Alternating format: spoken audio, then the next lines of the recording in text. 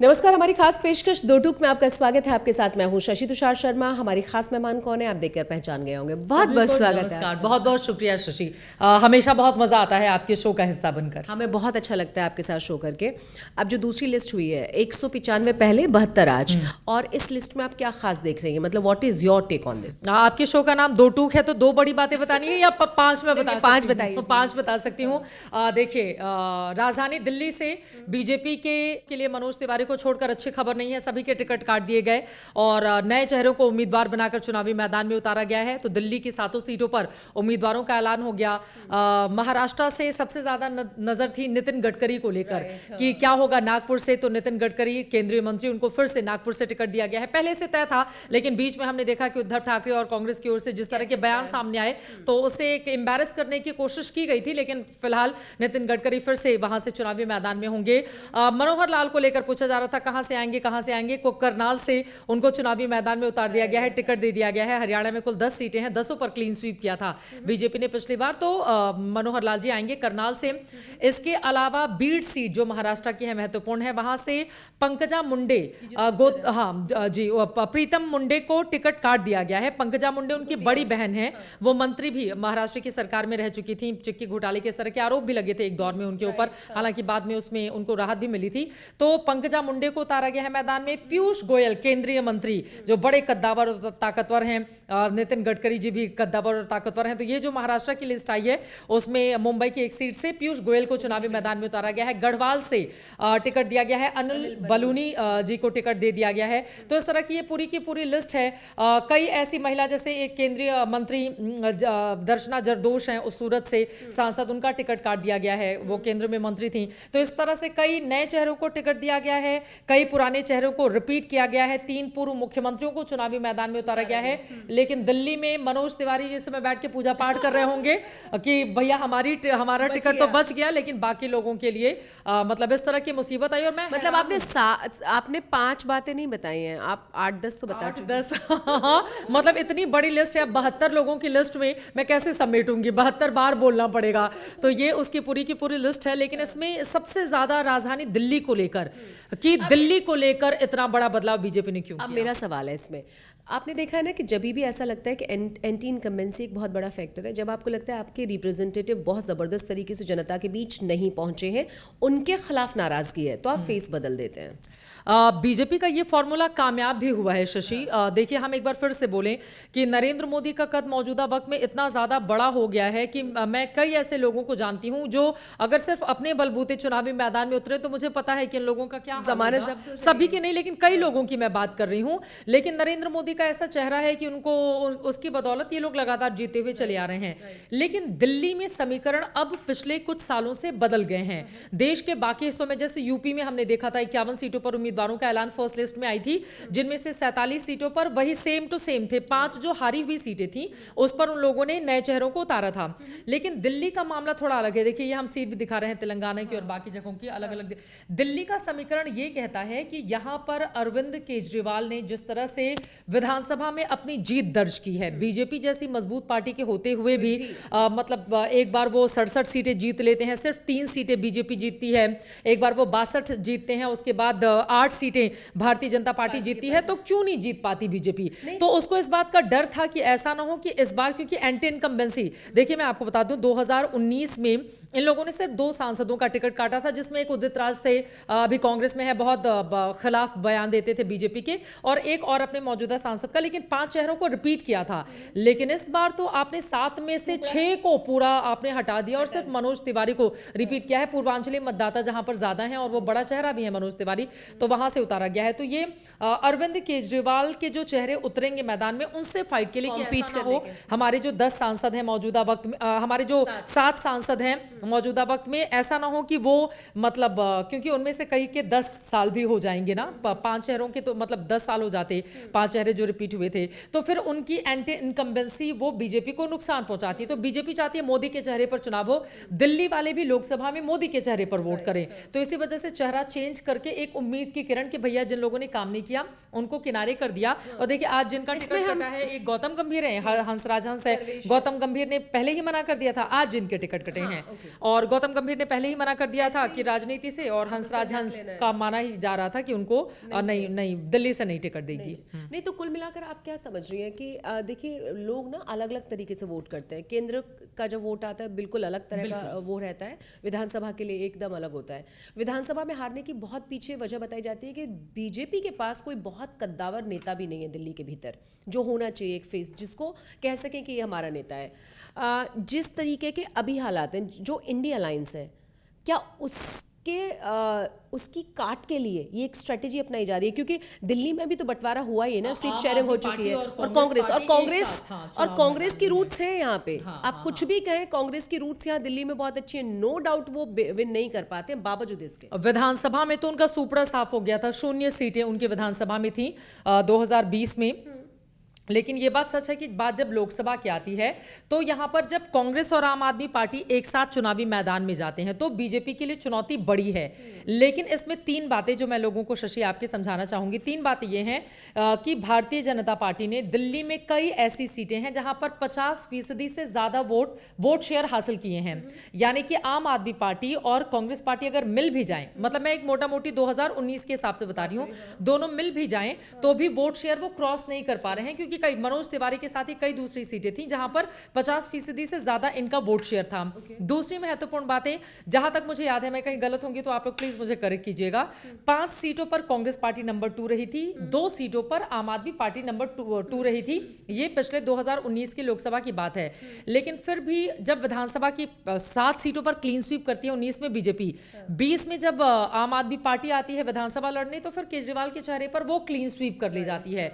तो ये जो डर था कि कांग्रेस और आपके आ जाने से उसके लिए मुश्किलें बढ़ेंगी, तो मुझे लग रहा है एंटी इनकम्बेंसी कम करने की ये भारतीय जनता पार्टी की ओर से कोशिश है। वैसे शशि आपके दर्शकों के लिए मैं मेरी कोशिश होती है, शशि ने भी मुझे टोक रखा है रिसर्च करके बताया करिए, टीवी के इतर भी कुछ बताया करिए यहाँ पर। तो फिर मैंने जो रिसर्च किया था उसमें मैंने देखा कि दिल्ली से अटल बिहारी वाजपेयी, डॉक्टर मनमोहन सिंह, लाल कृष्ण आडवाणी जैसे दिग्गज नेता भी चुनाव लड़ चुके हैं।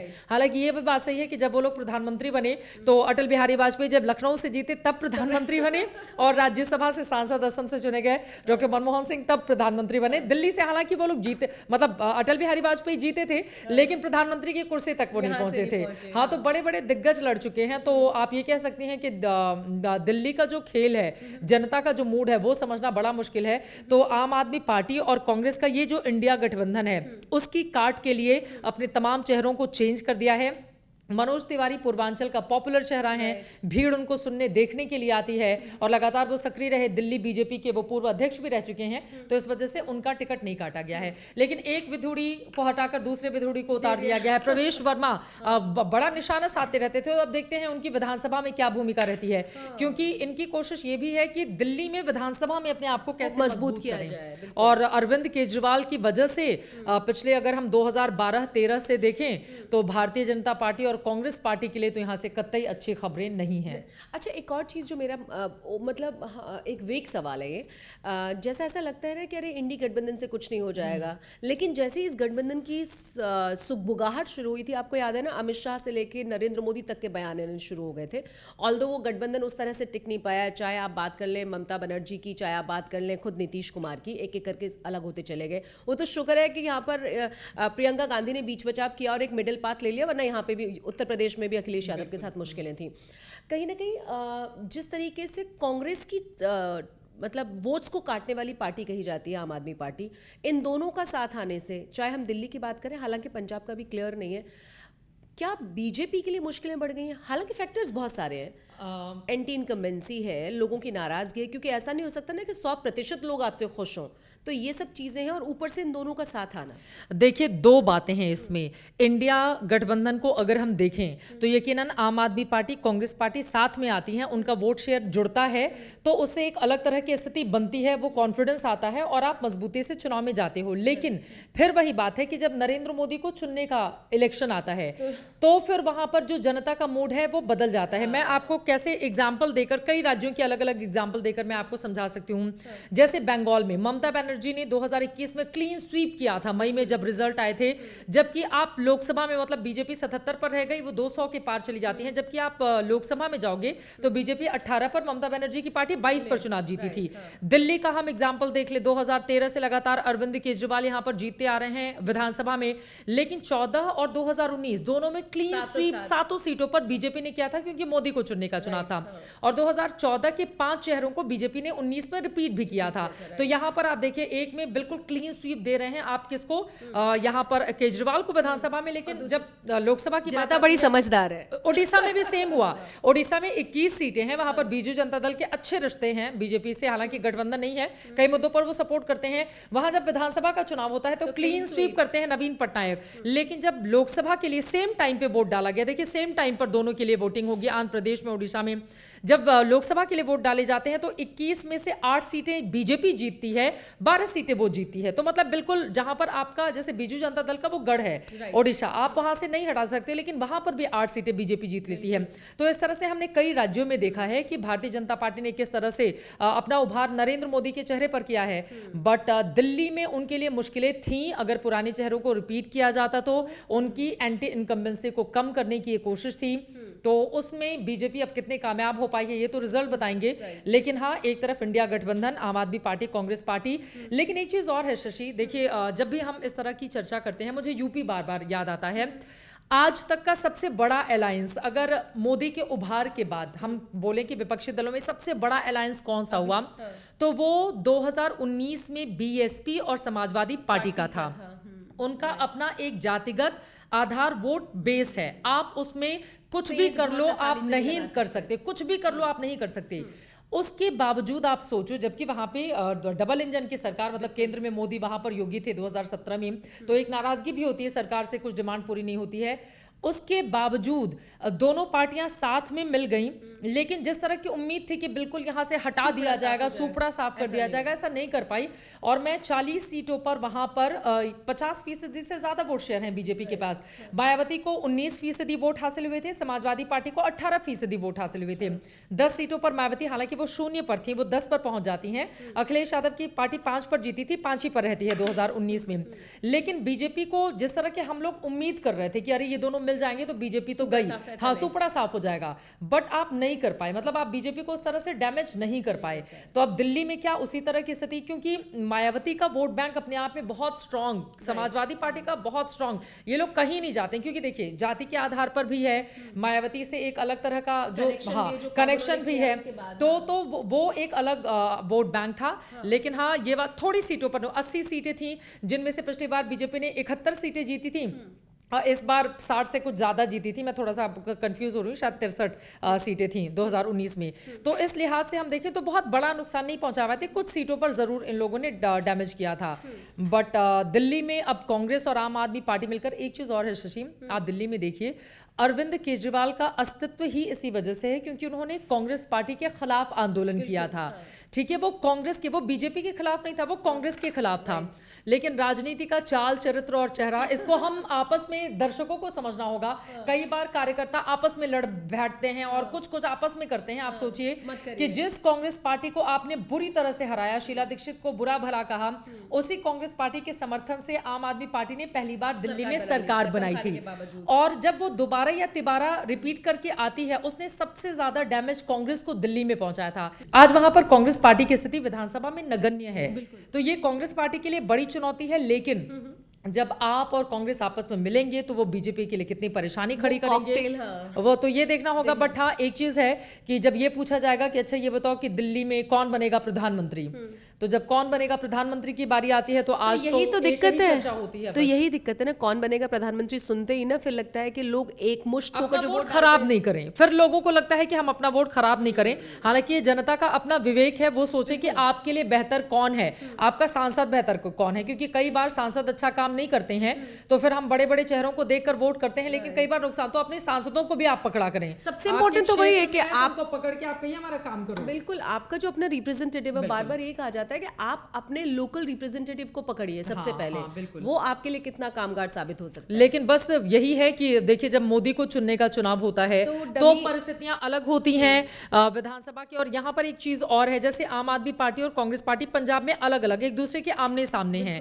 यहाँ पर एक साथ चुनाव लड़ेंगे तो जो देखो नेता हम लोग आपस में मिल बैठकर तय कर लिए कि ठीक है हम ये होगा, कागज पे तय हो गया कि आज से मेरा और आपका गठबंधन है। लेकिन हमने जिनके खिलाफ चुनाव लड़ा है या जिनके खिलाफ लगातार हम बोलते रहे हैं, उन्हीं के साथ हम एक साथ कुर्सी पर बैठकर और फिर किसी तीसरे को हराने के लिए कैसे जाएंगे, ये मैनेज करना शशि बहुत मतलब वो होता है ना कि हम कागज पे कुछ लिख दें, लेकिन बहुत मुश्किल होता है उसको। मुश्किल तो होता है, और ये बीजेपी भी अलग अलग जगहों पर जाकर जो जैसे जैसे गठबंधन बीजेपी ने किए ना, ये भी कर रही है, बिल्कुल कर रही है। कई लोगों ने पूछा कि भाई इनके ऊपर तो भ्रष्टाचार के आरोप थे, ईडी की छापेमारी थी, वो बीजेपी में आके क्या साफ सुथरे हो गए। तो मतलब ऐसा नहीं है कि विपक्षी करेंगे वो गलत, आप करो तो बिल्कुल सही, एक ही स्थिति है और जनता समझदार है इस बाबत, वो जानती है। लेकिन हाँ, फिर वही सवाल कि गठबंधन आपका हो गया, नेताओं ने आपस में तालमेल कर लिया, लेकिन क्या कार्यकर्ता उस शिद्दत के साथ, क्योंकि नेता के प्रति एक चाहत होती है, जैसे अरविंद केजरीवाल को लेकर उनके जो आम आदमी पार्टी के कार्यकर्ता हैं उनको लेकर एक चाहत है, वो चाहत कांग्रेस के किसी उम्मीदवार या राहुल गांधी के लिए पैदा नहीं हो सकती है, बहुत मुश्किल है। सेम वही चीजें जो राहुल गांधी के लिए कांग्रेस के नेताओं की चाहत है वो अरविंद केजरीवाल के लिए पैदा नहीं हो सकती है।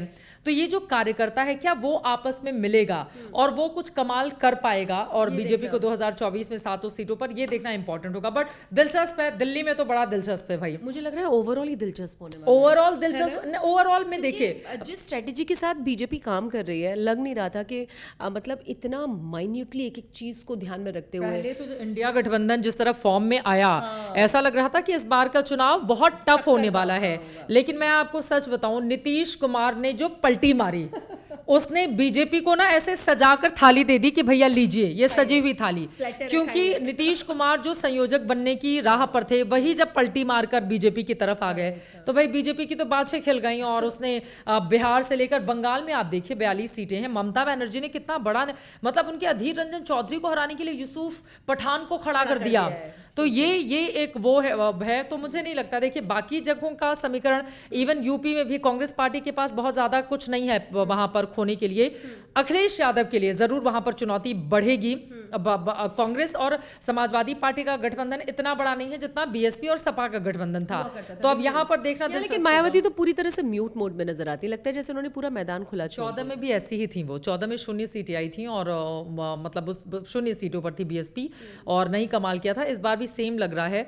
तो इस बार के बड़े प्लेयर उत्तर प्रदेश में बीजेपी है, समाजवादी पार्टी, उसके बाद कांग्रेस है, बस बाकी उत्तर प्रदेश में और कोई तीसरा मुझे दिखाई नहीं दे रहा है। तो बहुत बहुत शुक्रिया हमसे बात करने के लिए, और बातें करते करते हम इतनी लंबी सारी बातें कर लेते हैं। हमें कहा जाता है बहुत कि 12 मिनट बात करनी है और फिर हमारी 12 से 24 और कई बार तो 36 मिनट हो जाता है और हम भूल चुके थे। इतनी इन्फॉर्मेटिव बात बताती है ना वैसे भी आप। वो कई बार हाँ मुझे ये लगता है ना कि जितना इन्होंने पढ़वाया है वो मैं सारा बता दूं, तो कई और फिर ये लोग कहते हैं नहीं 10 मिनट में काटो, तो मैंने कहा कि अच्छा ठीक है ट्राई करते हैं। तो शशि का जैसा आदेश होता है मैं वैसा मान लेती हूँ। थैंक यू सो मच, हम फिर कल से मिलेंगे, ठीक है, पक्का, बाय, थैंक यू, नमस्ते।